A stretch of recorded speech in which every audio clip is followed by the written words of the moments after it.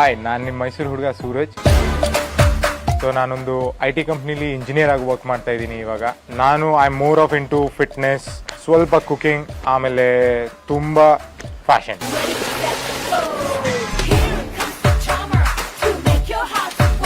ಮುಂಚೆ ಬರೀ ನಾನು ಒಳ್ಳೆ ಚೆನ್ನಾಗಿ ಡ್ರೆಸ್ಅಪ್ ಆಗಿ ಇವೆಂಟ್ಸು ಫಂಕ್ಷನ್ಸ್ಗೆಲ್ಲ ಹೋಗ್ತಿದ್ದೆ. ಲೇಟರ್ ಆನ್ ನನಗೆ ಅನ್ನಿಸ್ತು ಎಲ್ರಿಗೂ ತೋರಿಸ್ಬೇಕು ಇದನ್ನ ಅಂತ. ಸೊ ಸೋಷಿಯಲ್ ಮೀಡಿಯಾ ಸ್ಟಾರ್ಟ್ ಮಾಡಿದೆ. Within very short span of time, ಒಂದು 3 ತಿಂಗಳಿರ್ಬೋದು, ಎಲ್ಲ ಜನಕ್ಕೆಲ್ಲ ಇಷ್ಟಪಡಂಗೆ ಆಯಿತು.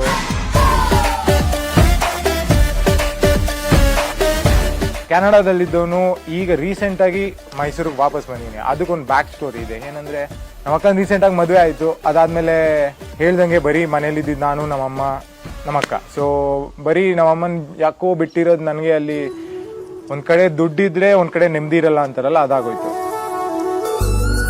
ಸೊ ನಾನು ಕೆನಡಾದಲ್ಲಿ ಹೋದಾಗ ನಾನು ಎಜುಕೇಷನ್ ಜೊತೆ ನನ್ನ ಖರ್ಚು ವೆಚ್ಚಗಳನ್ನೂ ನೋಡ್ಕೋಬೇಕಾಗಿತ್ತು. ಅದೊಂದು ಕಾರಣಕ್ಕೆ ನಾನು ಕೆಲಸ ಹುಡುಕ್ತಿದ್ದಾಗ ನನಗೆ ಶೆಫ್ ಆಗಿ ಒಂದು ನಾರ್ತ್ ಇಂಡಿಯನ್ ರೆಸ್ಟೋರೆಂಟಲ್ಲಿ ಕೆಲಸ ಸಿಕ್ತು.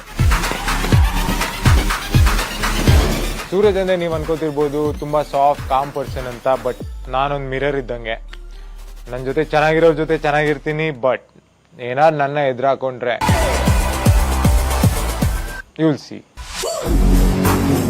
So Bigg Boss is a stage where like your dreams come true ಅಂತಲೇ ಹೇಳ್ಬೋದು. ಸೊ ಈಗ ನನಗೊಂದು ಆಪರ್ಚುನಿಟಿ ಸಿಕ್ಕಿದೆ ವೇರ್ ಲೈಕ್ ಇವೆಂಚುಲಿ ಮುಂದೆ ಹೋಗಿ ನಾನೇನೋ ಒಂದು ನನಗೋಸ್ಕರ ಓನ್ ಬಿಸ್ನೆಸ್ ಇಡಬೇಕು ಅಂತ ಅಂದ್ಕೊಂಡಿದ್ದೀನೋ. ಬಿಗ್ ಬಾಸ್ ಥ್ರೂ ಬೇಗನೆ ಆಗ್ಬೋದು ಇಫ್ ಐ ವಿನ್.